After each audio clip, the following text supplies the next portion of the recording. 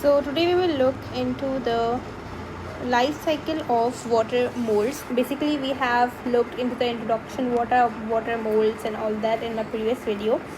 So basically, they do reproduction in two types. There are two types of reproduction in the water molds.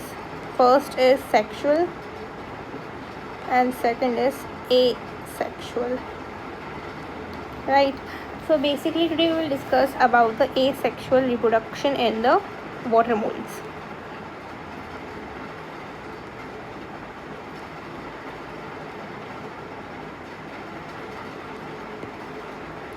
Right, so let's begin.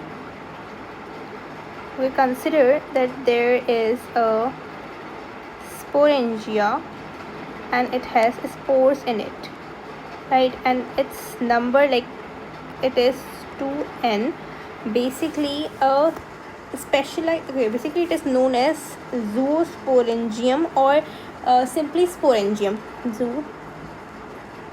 Zoosporangium. Now what is this? Basically a specialized hypha which bears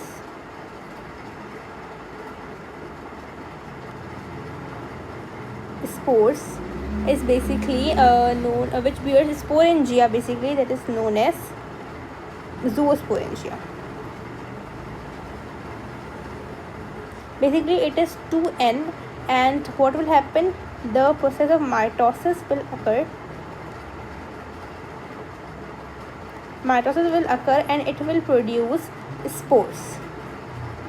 It will basically produce spores. Now basically after the formation of spores, there will be the formation of biflagellated zoospores. Now these are known as zoospores, right? These are biflagellated. Now this basically these zoospores will germinate, like the process of germination will take place, and they will form germ tube. They will form a germ tube, and after that they will form the hypha. They will form again the hyphae, right? And this is how the process will occur. Now this is basically known as asexual reproduction.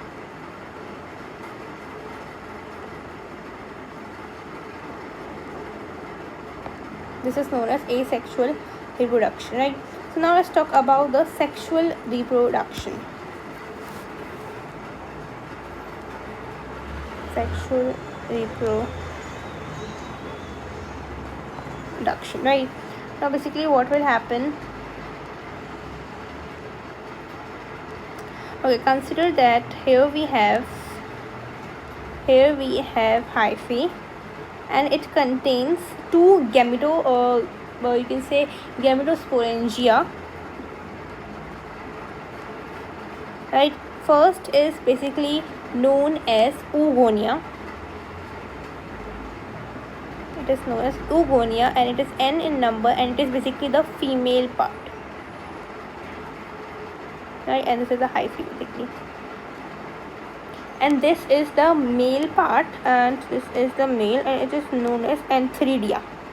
It is known as antheridia, and it is also n in number. This is basically two gametosporangium, you can say, right? Now what will happen? These two organs basically will produce, like, they will produce their sex cells, and there will be fusion. The process of oogamy will take place. You can say the fertilization will take place. Basically why it is known as oogamy? Because there is a combination of, you can say, the fusion of two dissimilar like morphologically and physiologically dissimilar gametes. That's why they are known as oogamy. So basically fertilization will take place and a zygote will produce which will be known as oospore.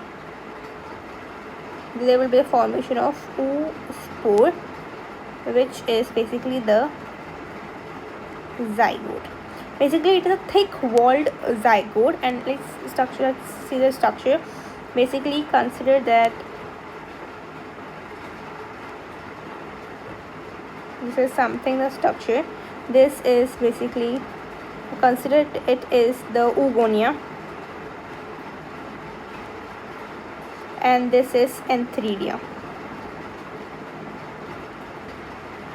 So basically what will happen, first the process of plasmogamy will take place.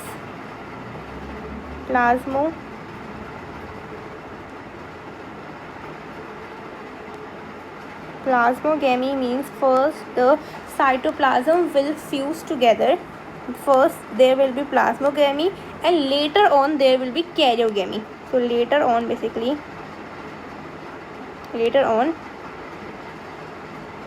karyogamy. Basically what is this? It is a oospore, right? Okay, after the production of a oospore, now there is basically production of oospore. Now what will happen, this oospore will basically produce a sporangia. Basically it will germinate and it will form a sporangia. A sporangia will be formed, and this sporangia will basically produce the spores, and again there will be the conversion of the hyphae. So this is how the sexual reproduction takes place. This is sexual reproduction, right? So I hope this is clear to you. The life cycle of water moles, also known as oomycetes,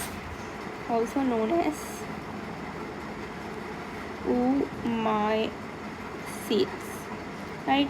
If you have any kind of questions, you can ask me in the comment section. I will be very glad to answer you guys.